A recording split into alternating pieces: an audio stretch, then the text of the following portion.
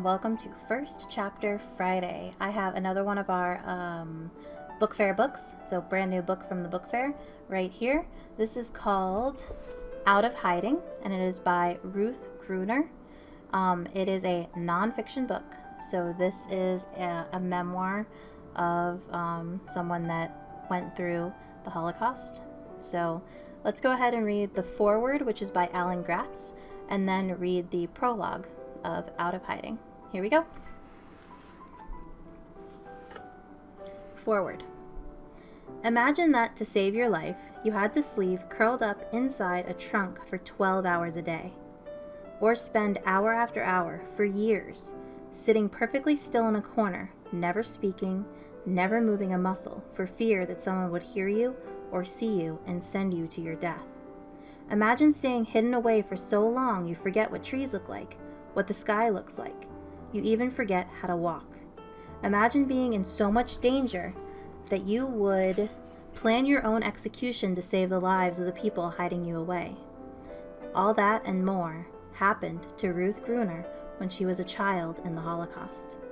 When I first met Ruth, I was asked to help her husband, Jack Gruner, write the story of his life as a boy during the Holocaust.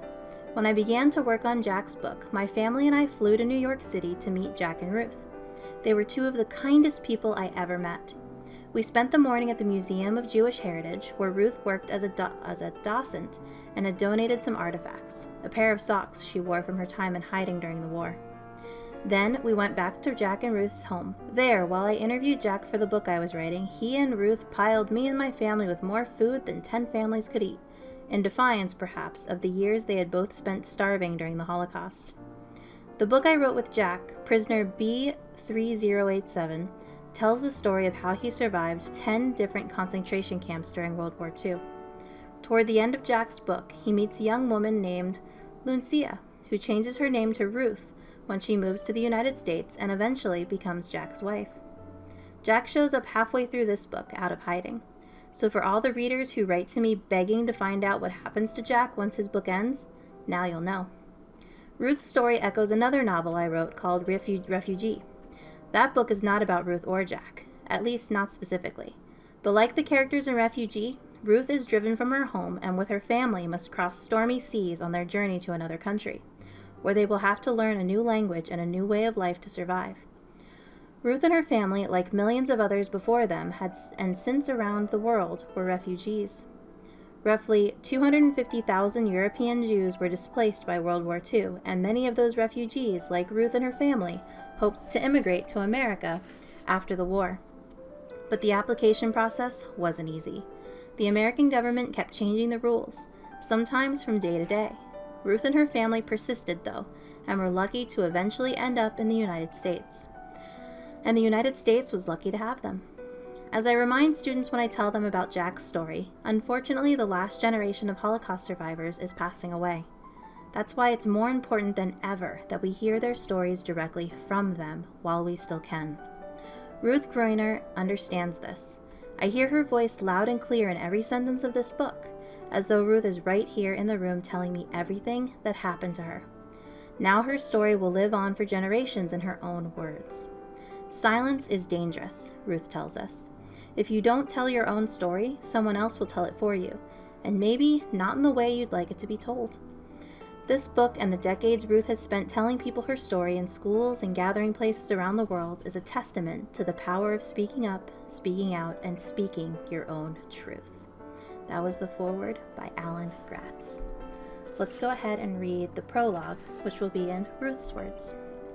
Prologue, remembering. It was a late morning in the spring of 2018, and I was standing in a classroom in front of a group of 8th grade students. I was there to tell them about my life. I am a Holocaust survivor.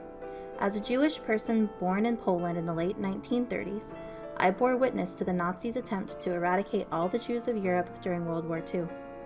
At the start of 1939, there were about 7 million Jewish people living in Central and Eastern Europe. By the war's end in 1945, an estimated 6 million of them had to be killed. Many in concentration camps like Bergen-Belsen and Dachau, and in death camps such as Treblinka and Auschwitz. I survived the Holocaust because I was hidden by non-Jewish families who risked their lives to save the lives of others. Though that part of my life happened many years ago, the memories are still fresh. I have made it one of my life's missions to tell my story and to speak about the importance of tolerance, so that the atrocities of the past do not happen again. I travel across the country speaking to students and teachers at schools and synagogues and meeting people from all different backgrounds. I also work at as a gallery educator at the Museum of Jewish Heritage, a living memorial to the Holocaust in New York City. There I give tours to groups of people and tell them my story too. Whenever I talk to young people about my experiences, I found that all my memories from the past come back even stronger. My memories of suffering during the Holocaust, as well as the hope and joy and struggles that followed when the war ended and my family and I immigrated to America.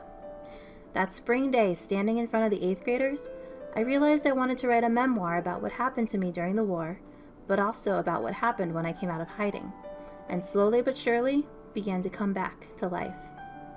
I hope that my story will help people understand the importance of remembering and of treating each other with kindness and humanity. Okay, so that's the foreword and the prologue of Out of Hiding, which is a nonfiction, true story. So if that's your type of thing, definitely check this out. Have a great weekend, and I will see you next week. Bye.